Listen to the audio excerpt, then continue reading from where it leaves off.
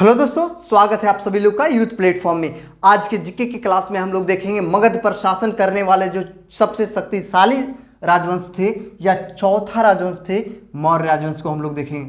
Cava राजवंश? चौथा राजवंश था। कौन? मौर्य राजवंश। तो बात हम लोग आज मौर्य राजवंश का करने वाले हैं। मौर्य राजवंश की जैसे ही बात करेंगे तो इसके जो संस्थापक कर्ता थे वह चंद्रगुप्त मौर्य थे। कौन थे? ये संस्थापक कर्ता थे। आगे बात करेंगे तो इन्होंने मौर्य राजवंश की राजधानी पाटलिपुत्र को बनाया। किसको? पाटलिपुत्र। आगे नेक्स्ट पॉइंट की बात करेंगे तो चंद्रगुप्त मौर्य मौर्य वंश की स्थापना स्वयं नहीं बल्कि चाणक्य की सहायता से, जो इनके प्रधानमंत्री भी थे। किनके? चंद्रगुप्त मौर्य के। नाम क्या? चाणक्य। चाणक्य को इतिहास में विष्णुगुप्त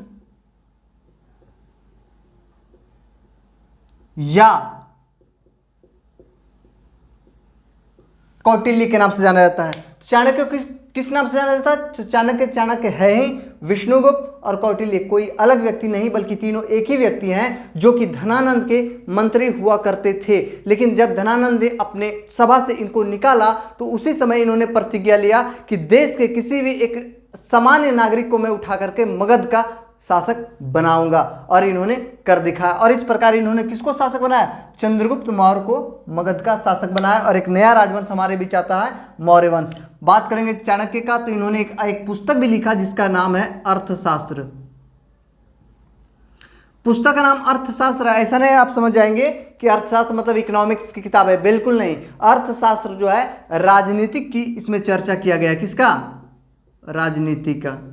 ये भी पॉइंट आप ध्यान पे रखें क्योंकि एग्जाम में पूछा जा चुका है कि अर्थशास्त्र जो कि कौटिल्य के द्वारा लिखा गया पुस्तक है उसका संबंध किस क्षेत्र से? तो राजनीतिक से। आगे बात करेंगे, नेक्स्ट पॉइंट की बात करें तो 345 ईसा पूर्व में चंद्रगुप्त मौर्य का जन्म इतिहासकारों के अनुसार बताया जाता है। 345 में क्या हुआ था? तो जन्म हुआ था। आगे बात करेंगे नेक्स्ट पॉइंट, तो नेक्स्ट पॉइंट ये है कि 332 ईसा पूर्व में यह मगध का शासक बने, यानी मगध की गद्दी पर ये कब बैठे? तो 322 ईसा पूर्व में। कब? 322। ध्यान पे रखेंगे इस पॉइंट को भी। आगे नेक्स्ट पॉइंट ये है कि मुद्रा राक्षस और पुराण आप जान ही रहे हैं, पुराणों की संख्या जो है 18 है। और मुद्रा राक्षस जो है विशाख दत्त का लिखा हुआ है, विशाख दत्त। ठीक है, विशाख दत्त राइटर है। मुद्रा राक्षस जो है पुस्तक है एक साहित्य का। तो उसके अनुसार और पुराण के अनुसार यह बताया गया कि मौर्य वंश के जो भी शासक हैं सब का सब शूद्र वर्ण से संबंधित है। वर्ण व्यवस्थाएं आपको मैंने ऋग्वैदिक काल में भी बताया, उत्तर वैदिक काल में भी आए थे। नहीं तो कौन कौन थे वर्ण? ऋग्वैदिक काल में कार्य के आधार पर वर्ण बांटे गए थे, जबकि उत्तर वैदिक काल में आपको बताया गया है कि वंश के आधार पर यानी जन्म के आधार पर वर्ण व्यवस्था प्रारंभ हो गई थी। ब्राह्मण, क्षत्रिय, वैश्य और सबसे निचली इकाई शूद्र। तो इस पुस्तक के अनुसार बताया गया कि यह मौर्य वंश जो है इसका संबंध शूद्र से था। किससे? शूद्र वर्ण से इसका संबंध था। लेकिन वहीं हम देखें बौद्ध और जैन धर्म की बात करें, बौद्ध और जैन धर्म कहता है कि नहीं, इनका संबंध शूद्र से नहीं बल्कि यह क्षत्रिय कुल के थे। किस कुल के थे? क्षत्रिय कुल के। तो ये दोनों पॉइंट आप ध्यान रखेंगे। किनके बारे में बताया गया? चंद्रगुप्त मौर्य के बारे में। आगे की बात करेंगे, नेक्स्ट पॉइंट की बात करेंगे। नेक्स्ट पॉइंट ये है कि 305 ईसा पूर्व में इनका युद्ध जो है सेल्यूकस निकेटर के साथ होता है। अब पॉइंट जरा यहाँ पर क्या क्या आएगा ये देखेंगे। सेल्यूकस निकेटर था कौन? तो सेल्यूकस निकेटर जो है सम्राट या कह सकते हैं विश्व विजेता सिकंदर का जो है स्थलीय सेनापति सेल्यूकस निकेटर था। और सेल्यूकस निकेटर का जो सेनापति था उसका नाम था मेगास्थनीज। नाम क्या? मेगास्थनीज। हाँ बिल्कुल। तो जब सिकंदर भारत से वापस चले जाते हैं तो भारत का क्षेत्र, जो भी क्षेत्र इन्होंने जो जीता था उस क्षेत्र पर शासन करने के लिए ये अपने एक सेनापति को छोड़ देते हैं जो कि स्थलीय सेनापति था, जिनका नाम था सेल्यूकस निकेटर। तो इनके यानी सिकंदर के जीते हुए भूभाग को कौन संभाल रहे थे? सेल्यूकस निकेटर संभाल रहे थे। अब जैसे ही सिकंदर यहाँ से चले जाते हैं और सिकंदर विश्व विजेता रह चुके हैं। सोच लीजिए, सिकंदर विश्व विजेता रह चुके हैं और उनके सेनापति सेल्यूकस निकेटर। तो अब इनको लगा कि मगध पर तो मेरा शासन होना चाहिए। ये सामान्य सा व्यक्ति जो है चंद्रगुप्त मौर्य, जिनको कि कोई नहीं जानता है, ये कैसे शासक बन गया। तो इस प्रकार से जो है दोनों के बीच युद्ध होता है। किसके किसके बीच? सेल्यूकस निकेटर और चंद्रगुप्त मौर्य के बीच युद्ध होता है। कब? 305 ईसा पूर्व में। और इस युद्ध में होता क्या है, देखिए इस युद्ध में होता है कि दोनों के बीच शर्त लगता है। शर्त ये लगा कि अगर सेल्यूकस निकेटर जीत गया तो मगध पर अपना ये शासन छोड़ देंगे, यानी मगध पर किनका शासन हो जाएगा? सेल्यूकस निकेटर का। लेकिन अगर सेल्यूकस निकेटर हार जाते हैं तो उस हारने के उपलक्ष्य में सेल्यूकस निकेटर को अपना 4 प्रांत चंद्रगुप्त मौर्य को देना पड़ेगा। इनको मात्र 4 प्रांत देना पड़ेगा। और हुआ यही कि चंद्रगुप्त मौर्य और सेल्यूकस निकेटर के बीच जो युद्ध हुआ, उस युद्ध में सेल्यूकस निकेटर क्या हो गए? हार गए। चलिए, तो हार गए तो क्या क्या हुआ, देखिए हारने के पश्चात क्या क्या होता है भाई साहब। ये वहां से हार गए तो हारने के बदले कुछ देना पड़ेगा ना, तो क्या क्या देना पड़ा देख लीजिए जरा, क्या क्या देना पड़ा। सेल्यूकस निकेटर जब हारे तो इन्हें 4 प्रांत अपना, यानी काबुल, कंधार, हेरांत और मकरान, ये जो 4 प्रांत सेल्यूकस निकेटर के थे, इस चारों प्रांत को देना पड़ा। किनको? संधि के अनुसार, शर्त के अनुसार चंद्रगुप्त मौर्य को देना पड़ा। किसको? चंद्रगुप्त मौर्य को। उस उपलक्ष्य में चंद्रगुप्त मौर्य ने 1-2 नहीं बल्कि प्लूटार्क इतिहासकार हैं, देखिए यहां हमने प्लूटार्क का चर्चा भी किया है। प्लूटार्क इतिहासकार के अनुसार चंद्रगुप्त मौर्य ने 1-2 नहीं बल्कि कुल 500 हाथी, कितना? 500 हाथी दान में जो है इनको देते हैं। किनको? सेल्यूकस निकेटर को। कौन देते हैं? चंद्रगुप्त मौर्य। कितना? 500 हाथी। क्लियर? अब 500 हाथी देख करके बेचारा गदगद हो जाते हैं, खुश हो जाते हैं। इतना खुश हो जाते हैं कि सेल्यूकस निकेटर अपनी पुत्री कार्नेलिया या हेलन, बेटी का नाम इसका कार्नेलिया या हेलन था। किनका बेटी का नाम? सेल्यूकस निकेटर का। हेलाना, या इन्हीं का नाम था कार्लेनिया। तो कार्लेनिया या हेलन का विवाह जो है चंद्रगुप्त मौर्य के साथ ये कर देते हैं। कौन? Seleucus Nicator. तो इस प्रकार इन दोनों के बीच संबंध स्थापित हो जाता है, देख रहे हैं यहाँ पर। आगे बात करेंगे तो इतिहासकार प्लूटार्क कहते हैं और जस्टिन भी कहते हैं, दोनों, सिर्फ प्लूटार्क नहीं, जस्टिन का भी चर्चा है। तो इतिहासकार प्लूटार्क कहते हैं कि 1-2 नहीं बल्कि 6 लाख की सेना, कहीं के पुस्तक में 60,000 मिलेगा, 60,000 नहीं बल्कि 6 लाख की सेना। तो 6 लाख की सेना लेकर चंद्रगुप्त मौर्य ने पूरे भारतवर्ष को रन दिया, पूरब से लेकर पश्चिम तक, उत्तर से लेकर दक्षिण तक। कहाँ? पूरब से पश्चिम से लेकर के उत्तर से लेकर दक्षिण तक। कहा जाता है कि इतना बड़ा साम्राज्य स्थापित कर लिया, इतना बड़ा साम्राज्य स्थापित कर लिया, जिसे स्थापित करने के लिए मुगल तरसते रहे और अंग्रेज तो कभी सोच ही नहीं पाए। इतना बड़ा साम्राज्य इन्होंने स्थापित कर लिया। कौन? चंद्रगुप्त मौर्य। तो इस प्रकार से देख सकते हैं 6 लाख की सेना, जहां जाएगा कोई भी राजा लड़ पाएगा जी? हाथ खड़ा कर देता, नहीं भाई हमसे लड़ाई नहीं होगा, चलिए यार राज्य आपका। लेकिन इनका सबसे बड़ा नीति था, सिकंदर वाला नीति ये भी अपनाए थे कि चलिए जीत तो गए हैं, लेकिन याद रखिएगा भाई, यहाँ शासन मेरा होगा, आप जो है मेरे तरफ से राज्य कीजिए, लेकिन शासन का मेन अधिकारी कौन होगा? मैं होऊंगा। तो इस प्रकार से चंद्रगुप्त मौर्य अपना साम्राज्य का विस्तार की। आगे बात करते हैं तो सौराष्ट्र जो कि गुजरात में स्थित है, कहाँ? गुजरात में। तो सौराष्ट्र में इन्होंने सुदर्शन झील का निर्माण करवाया। कौन सा झील?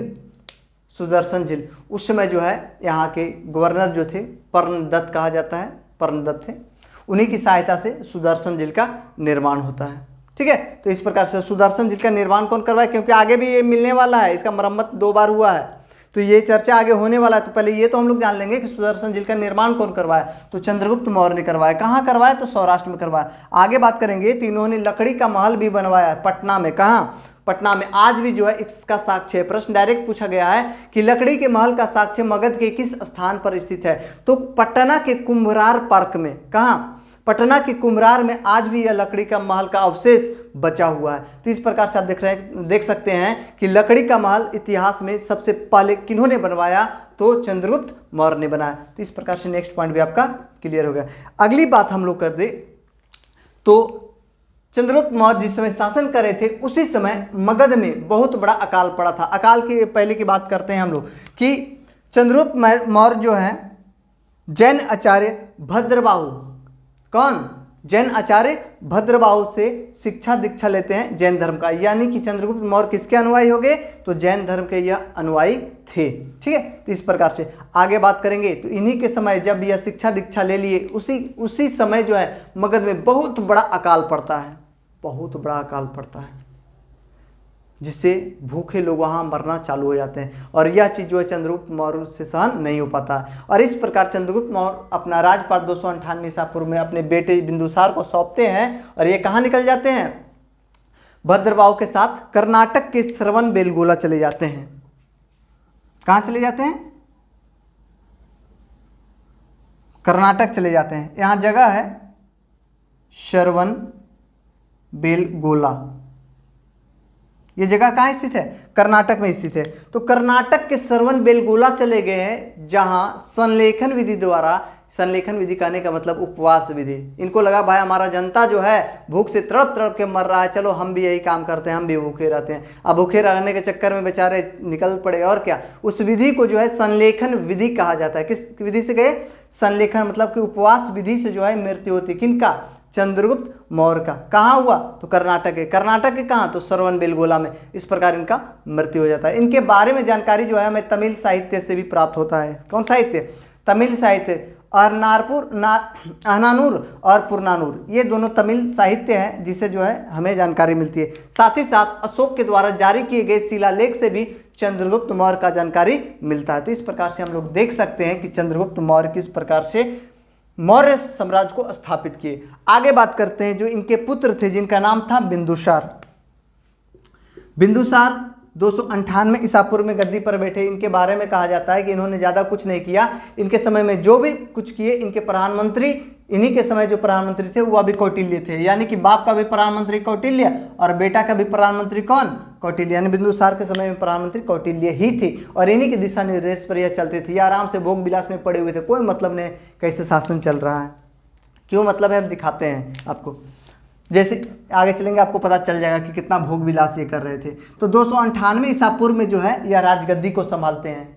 कब, 298 ईसा पूर्व, ये डेट को आप याद रखेंगे। आगे बात करेंगे तो वायु पुराण में जो है इस व्यक्ति को यानी बिंदुसार को जो है भद्रसार के नाम से पुकारा गया। कौन से सार से, भद्रसार के नाम से। जबकि ग्रंथों के अनुसार यानी कि हिंदू ग्रंथों के अनुसार शीसेन के अनुसार, शीसेन नाम से इनको पुकारा गया है। कौन, शीसेन। आगे बात करेंगे यूनानी ग्रंथ के अनुसार कहा गया, नहीं शीसेन नहीं, बल्कि क्या इनको उपाधि दिया गया, अमित्रोकेटस। अमित्रोकेटस जिसका शाब्दिक अर्थ होता है अमित्रघात, मतलब शत्रु विनाशक, शत्रु को विनाश करने वाला। ठीक है, किसका शाब्दिक अर्थ है, अमित्रोकेटस का। क्लियर, ये पॉइंट यूनानी ग्रंथों में किनका नाम मिलता है, बिंदुसार का नाम मिलता है। आगे बात करें तो नेक्स्ट पॉइंट ये है कि सीरिया के शासक, कहाँ के, सीरिया कहिए या यूनानी कहिए, तो यूनानी शासक जिनका नाम था एंटियोकस, नाम क्या, एंटियोकस। इन्होंने जो है डायमेकस को इनके दरबार में भेजा था। किसके दरबार में, बिंदुसार के दरबार में। तो डायमेकस क्या था, तो राजदूत था। कहाँ का राजदूत था, तो यूनान का राजदूत था, मतलब कि सीरिया, कहीं कहीं सीरिया देता है, सीरियाई। तो सीरियाई शासक जिसका नाम क्या था, एंटियोकस, उसका राजदूत कौन, डायमेकस। डायमेकस कोई और नहीं है भाई साहब, यहाँ कहाँ चले गए, हाँ ये चीज़ आपको नहीं बताए, सेल्यूकस निकेटर का भी एक राजदूत भारत में है जिसका नाम है मेगास्थनीज, जिनकी पुस्तक का नाम है इंडिका। क्या, इनकी पुस्तक का नाम इंडिका। इस इंडिका पुस्तक से मौर्य साम्राज्य के इतिहास के बारे में और साथ ही साथ मौर्य साम्राज्य कितने वर्गों में बांटा गया था, इसकी जानकारी अगर कहीं से हमें मिलती है तो इंडिका नामक पुस्तक से ही मिलता है। कौन, इंडिका। किसका लिखा हुआ है, मेगास्थनीज का। और मेगास्थनीज का एक उत्तराधिकारी था डायमेकस, नाम क्या, डायमेकस। तो वह जो उत्तराधिकारी था किसका राजदूत था, तो एंटियोकस का। कहाँ का यह रहने वाला था, तो सीरिया का रहने वाला था। तो इस प्रकार से क्लियर हो गया। तो इनको भेजा गया था किनके दरबार में, तो बिंदुसार के दरबार में भेजा गया था। इस प्रकार से आगे बात करेंगे तो बिंदुसार के दरबार में ये तो चले गए, उसके पश्चात बिंदुसार के जो है समय 2 विद्रोह भी हुआ था इनके शासनकाल में, मात्र 2 विद्रोह हुआ था, और दोनों का दोनों विद्रोह जो है तक्षशिला में हुआ था। कहाँ हुआ था? तक्षशिला। मौर्य साम्राज्य के समय तक्षशिला शिक्षा का बहुत बड़ा केंद्र था। मौर्य काल क्या, इसके पहले भी जो है तक्षशिला शिक्षा का केंद्र ही था। पूरे देश में एकमात्र शिक्षा का केंद्र तक्षशिला था। ठीक है, आगे एक बात करेंगे। तो तक्षशिला में जो 2 विद्रोह हुए, तो उसे दबाने के लिए पहली बार जो है बिंदुसार ने अपने बड़े बेटा, जिसका नाम था सुसीम, नाम क्या? सुसीम को भेजा। पहली बार दबाने के लिए किसको भेजा? सुसीम, इसको भेजा। लेकिन यह विद्रोह को दबा नहीं पाया, दबाया लेकिन उस तरह से दब नहीं पाया। दूसरी बात जो है, सबसे खूंखार जो बेटा था इनका, कहीं कहीं लिखता है कि मंझला बेटा था, जिसका नाम था अशोक।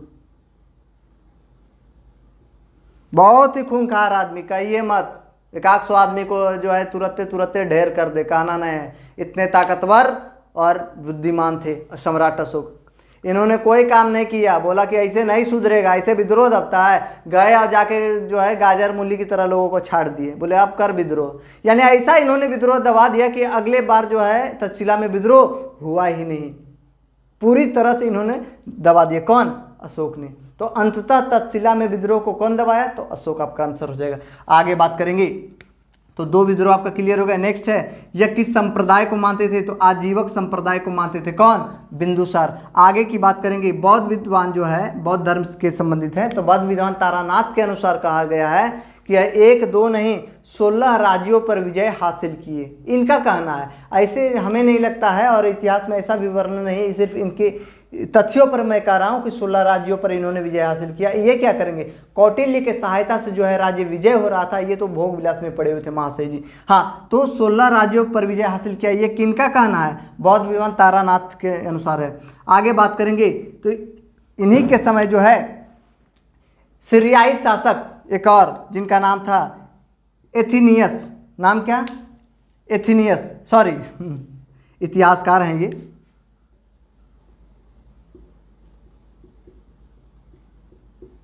इतिहासकार एथिनियस के अनुसार, किसके अनुसार? इतिहासकार एथिनियस के अनुसार सीरियाई शासक एंटियोकस प्रथम, या उन्हीं का नाम था एंटियोकस फिलाडेल्फस। ठीक है, तो एंटियोकस प्रथम जो थे, उन्होंने बिंदुसार से 4 चीजों का मांग किए थे। सूखी अंजीर, अंगूर की, सॉरी 3 चीज था ना जी, 3 चीज था, बाय मिस्टेक 3 चीजों का मांग किया था। सूखी अंजीर, अंगूर की बनी शराब और एक दार्शनिक। 4 नहीं बल्कि 3 चीजों का मांग किया था। सूखी अंजीर एक, दूसरा अंगूर की बनी शराब, और तीसरा दार्शनिक। तब इस उपलक्ष्य में बिंदुसार ने कहा कि 2 चीज तो हम आपके लिए भेज सकते हैं, सूखी अंजीर भेज देंगे, कोई बड़ी बात नहीं है, ड्राई फ्रूट है भेज देंगे। दूसरा अंगूर की बनी शराब, चलिए ये भी हम दे दिए। लेकिन जो आप दार्शनिक मांगे, यह जो है पॉसिबल नहीं। दार्शनिक कहने का मतलब जो है नाचने वाली नर्तकी। यह जो है हमारे यहाँ ऐसा कोई नियम नहीं है कि हम आपके यहाँ जो है हम अपने यहाँ की नर्तकी को भेजे, ऐसा हमारे यहाँ नियम कानून नहीं, इसलिए हम नहीं भेज सकते। तो ये मांग कौन किए थे? एंटियोकस प्रथम किए थे। क्लियर? तो ये पॉइंट आपका क्लियर हो चुका है। आगे बात करेंगे। बिंदुसार की मृत्यु 273 ईसा पूर्व में हो जाता है, और इसके पश्चात आप देखेंगे, यहाँ जरा डेट पर बहुत बारीकी से आप गौर कीजिए। 273 ईसा पूर्व में इनकी मृत्यु हो गई, और 269 ईसा पूर्व में अशोक शासक बने। मतलब इसके बीच का पीरियड देखेंगे तो 4 वर्ष, कितना साल? 4 वर्ष राजगद्दी खाली रहा। तो आखिर क्यों, क्या कारण था? तो कारण यही था, बौद्ध ग्रंथ के अनुसार कहा गया है कि अशोक का अपने बड़े भाई सुसीम के साथ लगातार युद्ध होते रहा, और इस कारण से जो है 4 वर्षों तक राजगद्दी खाली रहा, यह बौद्ध ग्रंथ कहता है। लेकिन दूसरे ग्रंथ, सिंघली ग्रंथ, नाम क्या?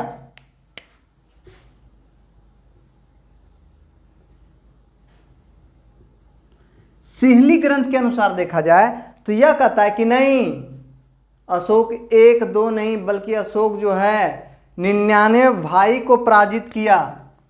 कितना भाई? पराजित ही नहीं, अशोक ने अपने 99 भाइयों को पटना के अगम कुआं में एक एक करके काट के और छाट कर डाल दिया। कितना भाई को? 99 भाई को। अब सोच सकते हैं कि इनके पिताजी युद्ध कर रहे थे, कहाँ युद्ध कर रहे थे, नहीं, तो आगे बात करेंगे 99 भाई। तो 99 भाई को इन्होंने काट के कहाँ डाल दिया, पटना में ही स्थित है अगम कुआं, उसमें काट करके डाल दिया। इसमें इनको कुल 4 वर्षों का समय लग गया। सोच सकते हैं कितने क्रूर थे। और उसके पश्चात 269 ईसा पूर्व में यह राजगद्दी को प्राप्त किए। कौन, सम्राट अशोक। आगे बात करें तो सम्राट अशोक राजगद्दी पर बैठते हैं, उसके पहले यह कहाँ का राज्यपाल रहते हैं, तो यह गद्दी पर बैठने के पहले अवंती का राज्यपाल रहते हैं। अवंती के शासक चंड प्रदोत, आप लोग पहले पढ़ चुके होंगे, प्रसिद्ध शासक थे वहाँ के। अवंती की राजधानी उज्जैन या माहिष्मती। हाँ, तो बात उसी अवंती की कर रहे हैं जिसके कौन थे, राज्यपाल के रूप में कार्य कर रहे थे सम्राट अशोक। आगे बात करेंगे तो अशोक का नाम जो है पुराणों में अशोक नहीं बल्कि अशोक वर्धन मिलता है। पुराणों में किस नाम से जाने जाते हैं, अशोक वर्धन, जबकि मास्की और गुर्जरा अभिलेख में इनको अशोक के नाम से जाना जाता है। यह स्पष्ट प्रश्न डायरेक्ट पूछ दिया जाता है कि किस अभिलेख में अशोक का नाम अशोक मिलता है। सिंपली जैसे मैंने बोला वैसे प्रश्न रहेगा कि किस अभिलेख में अशोक का नाम अशोक मिलता है, तो मास्की और गुर्जरा ऐसा अभिलेख है जिसमें अशोक का नाम अशोक मिलता है। तो ये भी पॉइंट आपका क्लियर हो चुका है। नेक्स्ट देखेंगे कि अभिलेखों में इन्होंने अपना नाम जो है उत्कीर्ण करवाया, इन्होंने स्पष्ट लिखवाया कि देवताओं का प्रिय राजा प्रियदर्शी। प्रश्न ये भी मिलेगा आपको कि देवताओं का प्रिय राजा प्रियदर्शी किन्हें कहा जाता है, तो सम्राट अशोक को, क्योंकि अभिलेखों में इन्होंने अपना नाम उत्कीर्ण प्रियदर्शी करवाया। यानी क्या, किस नाम को खुदवाया अभिलेखों में, तो प्रियदर्शी खुदवाया। इन्हें अन्य नामों से जाना जाता है, जिसे इन्हें कामाशोक भी कहते हैं, चंडाशोक भी कहते हैं। तो ये जो है इनके उपनाम हो गए।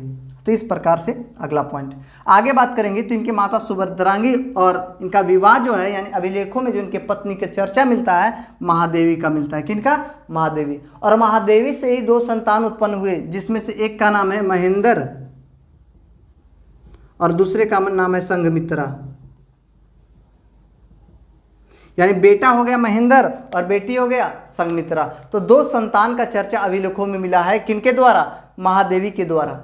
महादेवी किनकी पत्नी, तो सम्राट अशोक की पत्नी बताया जाता अभिलेखों के अनुसार से। और यही 2 हैं जो संघमित्रा और महेंद्र हैं। इनको बाद में जो है बौद्ध धर्म के प्रचार प्रसार के लिए श्रीलंका भेजा गया था। तो चलिए बौद्ध धर्म में पहले इनको आने दीजिए। आने के लिए देखिए हम यहाँ ले आते हैं। प्लिनी, इतिहासकार प्लिनी जो है ये कहते हैं कि मिस्र के शासक फिलाडोल्फस, मिस्र के शासक कौन, फिलाडोल्फस जो है डायनिसियस को इनके दरबार में भेजे।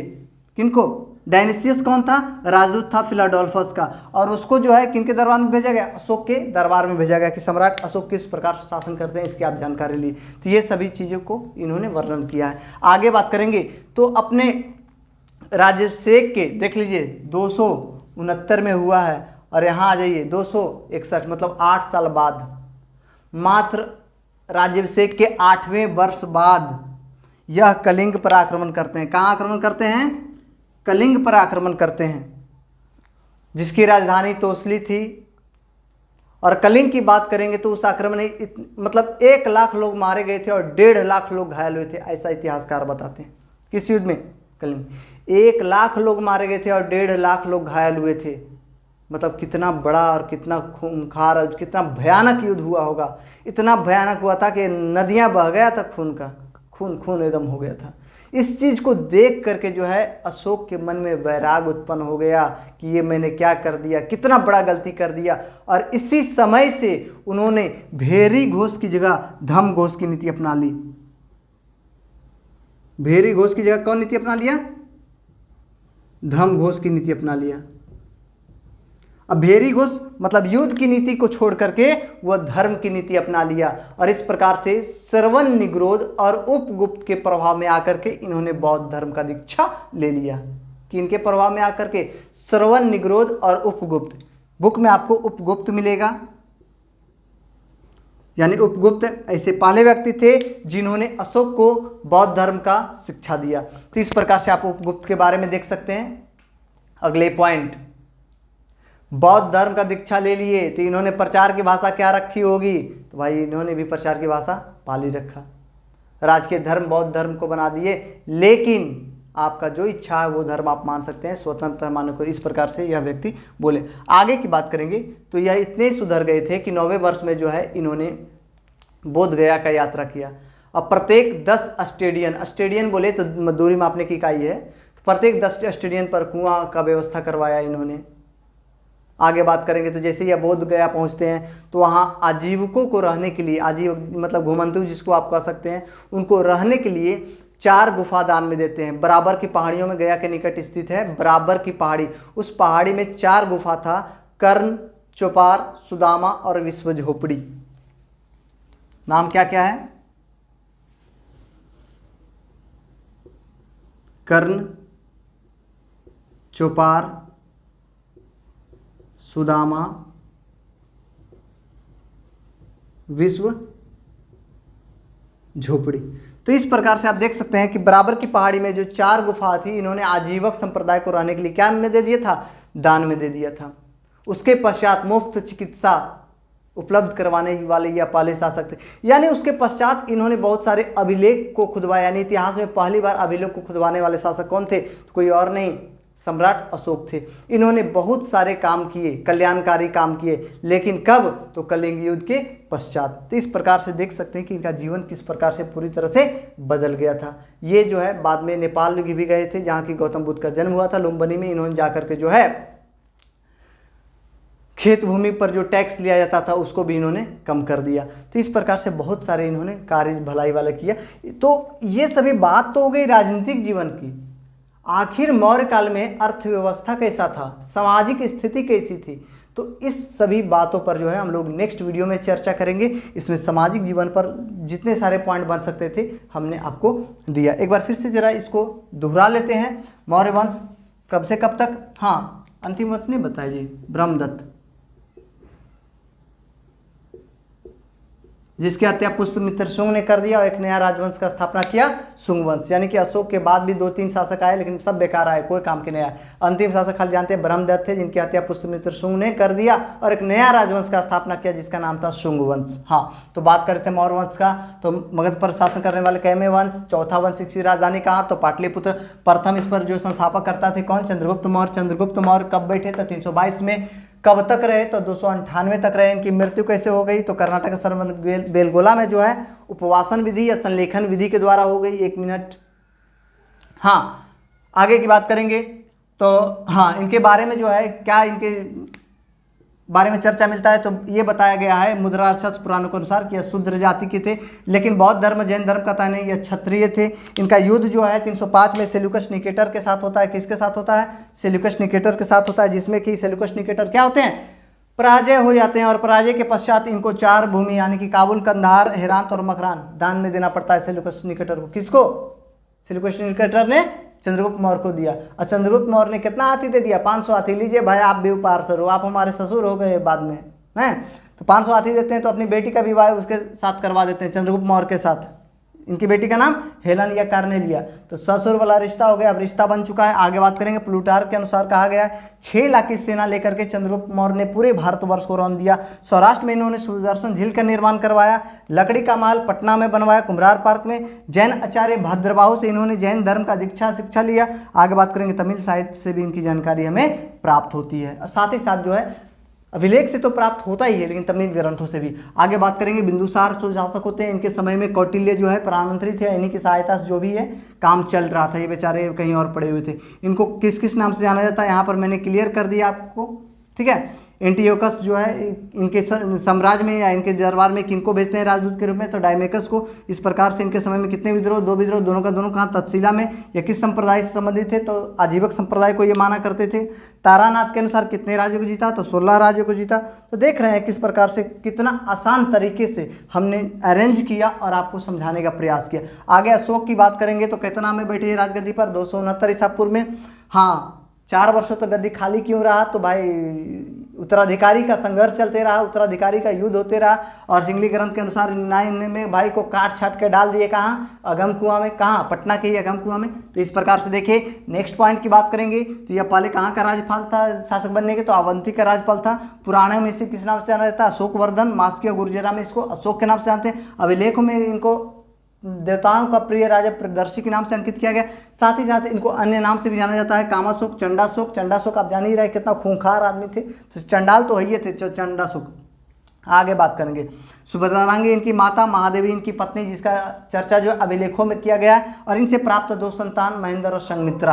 आगे बात करेंगे। इतिहासकार प्लिनी बताते हैं कि इनके दरबार में जो है कौन आया था, डायनिसियस आया था। ठीक है, तो इस प्रकार से कलिंग युद्ध का भी इन्होंने जीता। तो 261 ईसा पूर्व में इन्होंने कलिंग युद्ध जीता, और इसी युद्ध के पश्चात इन्होंने बौद्ध धर्म का शिक्षा दीक्षा ले लिया, और इस प्रकार से इनका हृदय परिवर्तन होता है और बौद्ध धर्म में दीक्षित हो जाते हैं। उसके बाद बहुत सारे कल्याणकारी कार्य करते हैं। तो इस प्रकार से जो है एक छोटा सा ही वीडियो, लेकिन काफ़ी शानदार और काफ़ी कह सकते हैं एग्जाम की दृष्टि से लाभकारी होगा आपके लिए। तो हो सके तो इस वीडियो को 1-2 बार आप जरूर देखें, और वीडियो पसंद आए तो लाइक करें, शेयर करें और सब्सक्राइब करना बिल्कुल नहीं भूलें। धन्यवाद।